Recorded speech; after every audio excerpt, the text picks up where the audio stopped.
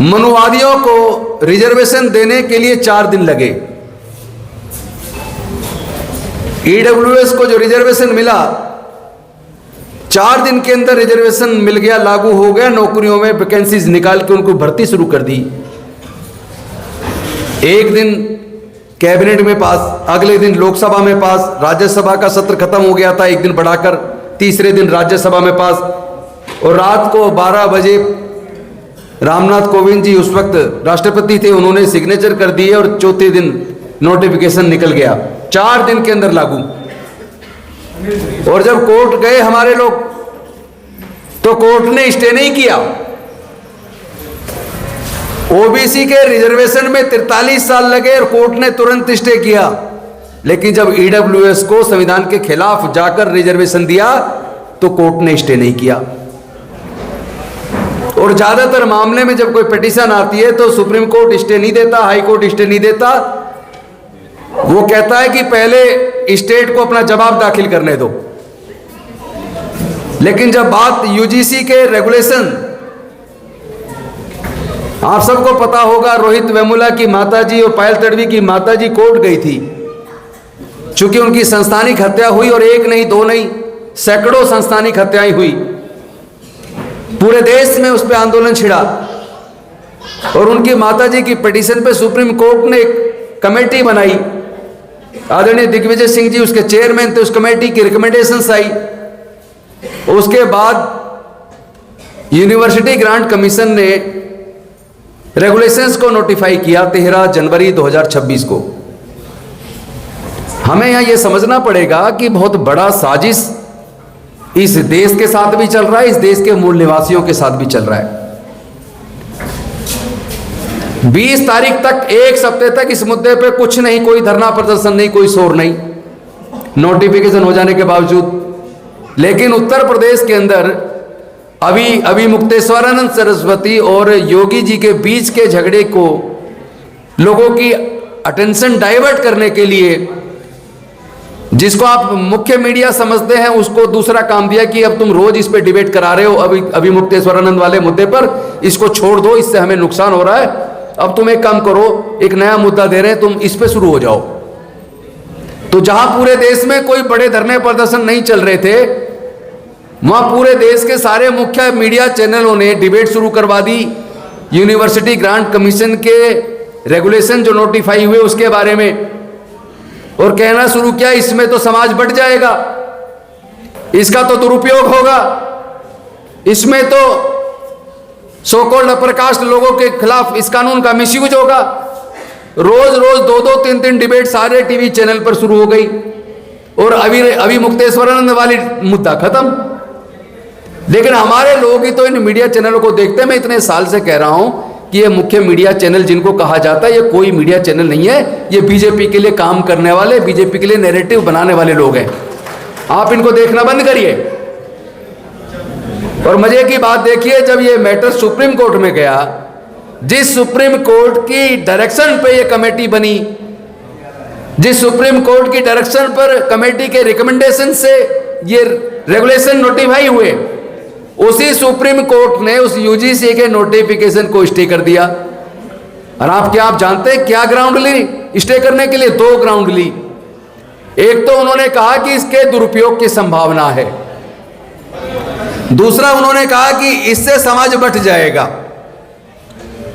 तो भाई मैं पूछना चाहता हूं, ये समाज क्या हमने बांटा है? क्या ये मनुस्मृति हमने बनाई? क्या समाज को 4 वर्ण में हमने बांटा? क्या 6743 जातियों में समाज को हमने बांटा? तो ये सुप्रीम कोर्ट को जवाब देना चाहिए। फर्जी ग्राउंड मत बनाइए स्टे करने की, इससे कोई समाज बंटने वाला नहीं था, बल्कि जो लोग छात्रों को, खासतौर पर एससी, एसटी, ओबीसी माइनॉरिटी के छात्रों को प्रताड़ित करते हैं, हायर एजुकेशनल इंस्टीट्यूशंस के अंदर उनको इंटरव्यू में, वाइवा में फेल करते हैं, उनको एनएफएस करते हैं, जानबूझकर बच्चों को फेल करते हैं, जातिगत टिप्पणी करते हैं, ऐसे उत्पीड़न के कामों को रोकने के लिए यह नोटिफिकेशन आया था। और वैसे भी ये नोटिफिकेशन केवल शेड्यूल्ड कास्ट, शेड्यूल्ड ट्राइब या ओबीसी के लिए नहीं था। इसमें तो ईडब्ल्यूएस तो सारे जनरल कैटेगरी वाले लोग भी तो सारे कवर हो रहे थे। इसमें विकलांगता भी कवर हो रही थी। ये सेक्स के आधार पर, कास्ट के आधार पर, रीजन के आधार पर, लैंग्वेज के आधार पर, डिसेबिलिटी के आधार पर, ईडब्ल्यूएस के आधार पर, किसी भी आधार पर अगर किसी के साथ पक्षपात होता है तो वो कमेटी जांच करके टाइम बाउंड रिपोर्ट जमा करेगी। तो इसमें कहां पक्ष की बात आ गई? इसमें कहां किसी के खिलाफ दुरुपयोग की बात आ गई? दूसरी बात, अगर ये मान लें कि किसी भी कोई भी अगर कानून बनता है या कोई भी रेगुलेशंस आता है तो उसका दुरुपयोग हो सकता है। क्या दुरुपयोग होने की संभावना मात्र पर क्या आप इस देश के सारे कानूनों को सुप्रीम कोर्ट रद्द कर देगी क्या? हमारी इसी सुप्रीम कोर्ट की एक नहीं, ऐसे 50 जजमेंट है, हाई कोर्ट की अनेकों जजमेंट है, जिस जजमेंट के अंदर खुद कोर्ट कहती है कि कितने ही एनकाउंटर फेक हो रहे हैं। और यही कोर्ट कहती है कि बहुत सारे बेकसूर लोगों पे मुकदमा बना के जेल में रखा हुआ है। यही कोर्ट कहती है दहेज उत्पीड़न के मामले ज्यादातर फर्जी है, इस कानून का दुरुपयोग हो रहा है। अरे भाई, केवल इस संदेश से कि कानून का दुरुपयोग हो रहा है, कानून बनाना थोड़ी ना बंद कर दोगे। जब पहले से ही कानून में प्रोविजन है कि कोई अगर कानून का दुरुपयोग करके झूठा मुकदमा बनाता है तो झूठा मुकदमा बनाने वाले के खिलाफ फॉल्स इंप्लीकेशन का केस दर्ज के उसको सजा दो, कानून को थोड़ी ना रद्द कर दोगे। तो सर्वोच्च न्यायालय की दोनों ग्राउंड बिल्कुल वाजिब नहीं है, बल्कि एक तरीके से भारत की दलित, पिछड़े, आदिवासी, वंचित लोग के साथ, गरीब लोगों के साथ धोखा है। तो मैं कहना चाहता हूं कि यह साजिश का पर्दाफाश आपको करना पड़ेगा। एक मुद्दे से आपका ध्यान भटकाते हैं, दूसरा मुद्दा दे देते हैं, दूसरे से भटकाते हैं, तीसरा मुद्दा दे देते हैं। तो आप इनके चक्कर में, चक्रव्यूह में फंसे रहोगे क्या? क्योंकि इन्होंने जो ठेकेदारी दी है ना आपको धर्म की रक्षा करने की, आप जितने भी लोग हैं हमारे समाज के एससी, एसटी, ओबीसी के, इनके अनेकों ऐसी भी जातियां एससी की और एसटी, ओबीसी में हैं जो जातियां खुद अंधविश्वास, पाखंडवाद में फंसी हुई है। उनके बच्चों से शिक्षा को महंगा करके शिक्षा छीन ली गई है, लेकिन उनकी आंखें नहीं खुल रही। जितने पीएसयूज बने थे सारे पीएसयूज बेच करके आपकी नौकरी के अवसर खत्म कर दिए, आपकी आंखें नहीं खुल रही। इसी बीजेपी की सरकार ने 4th क्लास एम्प्लॉयमेंट को आउटसोर्स करके ठेके पे दे दिया। सरकारी नौकरी सफाई कर्मचारी की खत्म, चपरासी की खत्म, वाटरमैन की खत्म, राजमिस्त्री की खत्म, खलासी की खत्म, चौकीदार की खत्म, माली की खत्म, तमाम तरह की 4th क्लास की नौकरियों को इन्होंने खत्म करके ठेकेदारों के हाथ में सौंप दिया, लेकिन आपकी आंखें बंद है। दुख की बात यह है कि हमारे लोग अंधविश्वास, पाखंडवाद में इस हद तक ग्रसित हैं कि यही सरकार, भाजपा की सरकार, धीरे धीरे धीरे धीरे आपके बच्चों के गर्दन को रेत रही है, एक एक करके मार रही है, लेकिन आपकी आंखें नहीं खुल रही, क्योंकि आपके आंखों पे धर्म का जो चश्मा लगाकर आपको धर्म रूपी अफीम चटा दी है। और आप उसी अफीम को चाटकर, जिस प्रकार में मुझे याद आता है जब मैं छोटा था, मैं देखता था कि जो वर्किंग साइट होती थी वहां पे महिलाएं क्या करती थी, काम करते हुए काम में डिस्टर्ब ना हो तो वो क्या करती थी कि 2 बांस में ऐसे एक रस्सी बांधकर और उस पे एक चादर बांधती थी और अपने बच्चे को अफीम चटाकर उस चादर में सुला देती थी। बच्चा सुबह से शाम तक सोता रहता था, माँ अपने काम में लगी रहती थी, इसलिए बच्चे को भूख भी लगती होगी लेकिन रोता नहीं।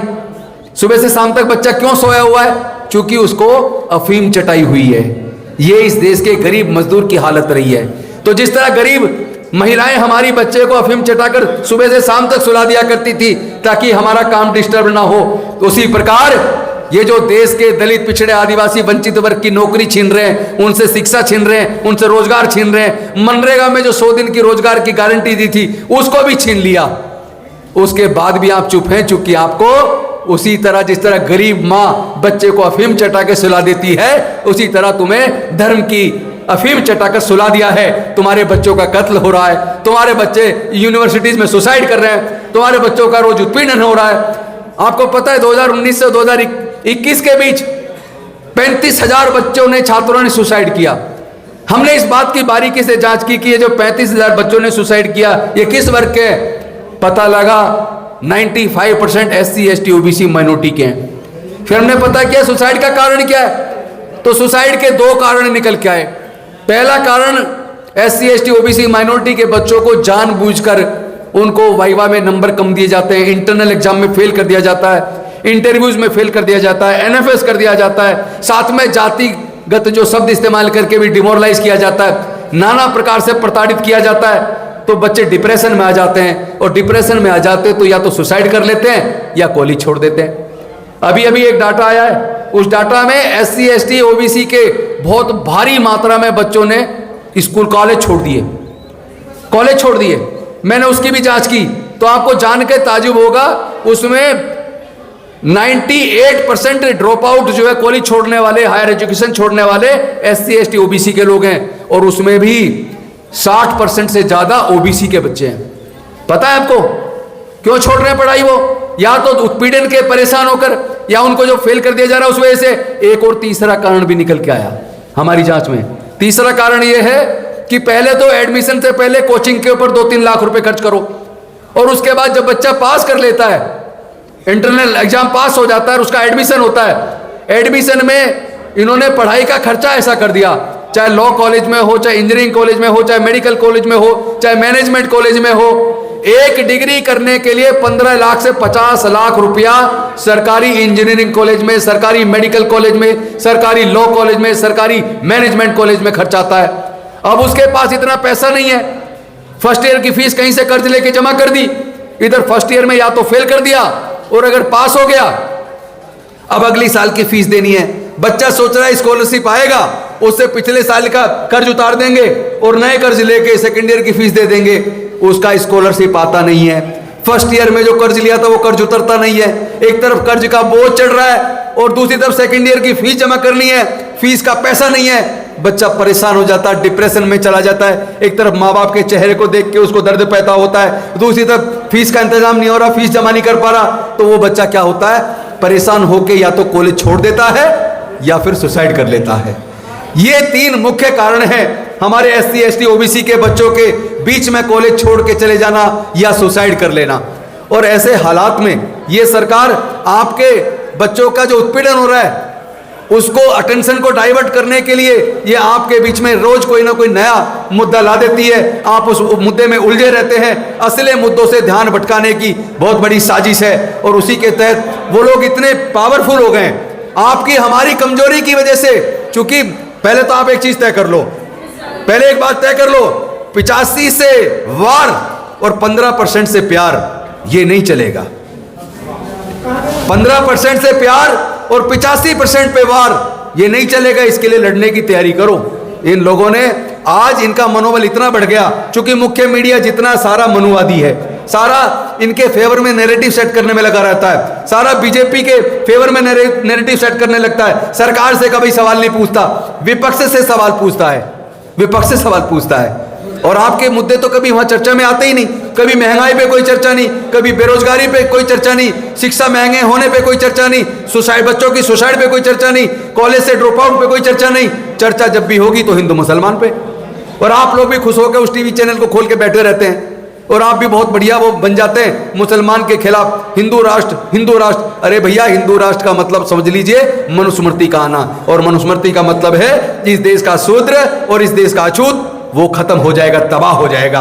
कितने मुश्किल से डॉक्टर बाबा साहब अम्बेडकर, ज्योतिबाराव फूले, साहू महाराज और न जाने कितने हमारे महापुरुषों ने कुर्बानी देकर हमारे और आपके पढ़ने का रास्ता खोला, हमारे आपका नौकरी का रास्ता खोला। उस रास्ते को ये लोग एक एक करके बंद करते जा रहे हैं। सारे पीएसयू बेच के, सारी नौकरियां खत्म करके, शिक्षा को महंगा करके, सारे ही तो रास्ते आपके बंद कर दिए, लेकिन आपकी तो आंखें खुलने का नाम ही नहीं ले रही। और अब तो उनका मनोबल इतना बढ़ गया कि खुलेआम इस यूजीसी वाले मुद्दे पर वो लोग कह रहे हैं कि क्या गधों को घोड़ा बनाओगे, यानी हमारे लोगों को, एससी एसटी ओबीसी के लोगों को वो गधा कह रहे हैं, अपमानित कर रहे हैं। यहां तक कि प्रधानमंत्री की भी जाति खोज ली, तेली कहा, और उसको भी ये कहा कि कब्र खुदेगी। लेकिन अगर कोई दूसरा करता तो उस पर मुकदमा दर्ज हो जाता। स्वर्ण जाति के लोग हैं, सो कॉल्ड स्वर्ण, so called forward class, so called upper caste, तो उनके खिलाफ कोई मुकदमा नहीं। तो ये बहुत बड़ी साजिश है, और उनका मनोबल अब इतना बढ़ गया, उन्हें लग रहा है सुप्रीम कोर्ट से भी हमने करवा लिया, अब तो हम हर चीज में चले जाएंगे, अब तो हम एट्रोसिटी एक्ट को भी खत्म कराएंगे। और कल को अगर सुप्रीम कोर्ट के तर्क को मान लिया जाए, बलराज जी, मैं भी एडवोकेट हूं, आप भी एडवोकेट हैं, सुप्रीम कोर्ट ने 2 ही तो इसमें तर्क लिए, एक तो ये कि इससे समाज बटेगा, दूसरा ये इसका दुरुपयोग हो सकता है, यही तो तर्क लिया इन्होंने। तो अगर इसी तर्क पे जाएंगे तो भैया ये बताइए कि आज ये जो लगातार नफरत देश में फैला रहे हैं, नफरत का जहर पूरे देश में घोल रहे हैं, इसी तरीके से सुप्रीम कोर्ट के जजमेंट तक को भी अपने फेवर में करवा रहे हैं। और अब वो कल को कह देंगे कि भाई इससे समाज बट जाएगा, तो कल को कहेंगे रिजर्वेशन से भी समाज बट रहा है, इसलिए अब रिजर्वेशन को भी खत्म करो। अगर कोर्ट इस यूजीसी गाइडलाइन को ये कह के स्टे कर सकती है इससे समाज बट रहा है, तो कल को रिजर्वेशन को भी, एससी एसटी ओबीसी के रिजर्वेशन को भी ये कह के रोक सकती है कि इससे समाज बट रहा है। तो ये लॉजिक नहीं है, ये कोई तर्क नहीं है, कुतर्क है।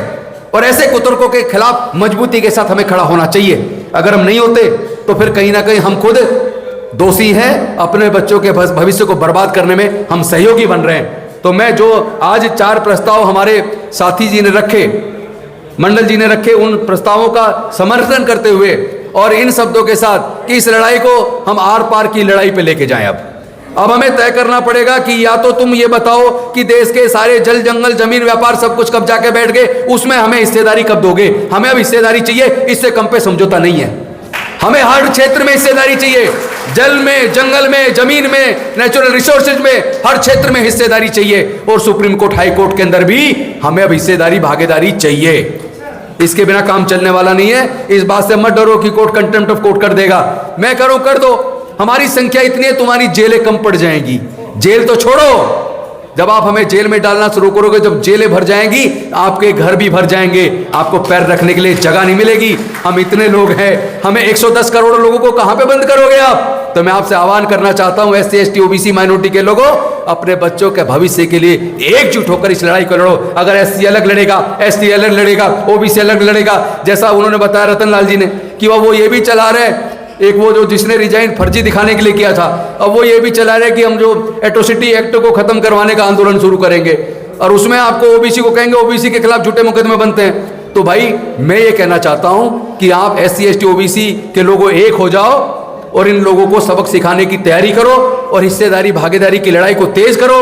और ये बहुत अच्छा मौका है, सब लोग एकजुट होकर अपनी इस लड़ाई को लड़ेंगे तो निश्चित आने वाले समय में हमें जीत मिलने वाली है। इस भरोसे के साथ मैं अपनी वाणी को विराम देता हूं। बहुत बहुत धन्यवाद। जय भीम, जय भारत, जय संविधान, जोहार।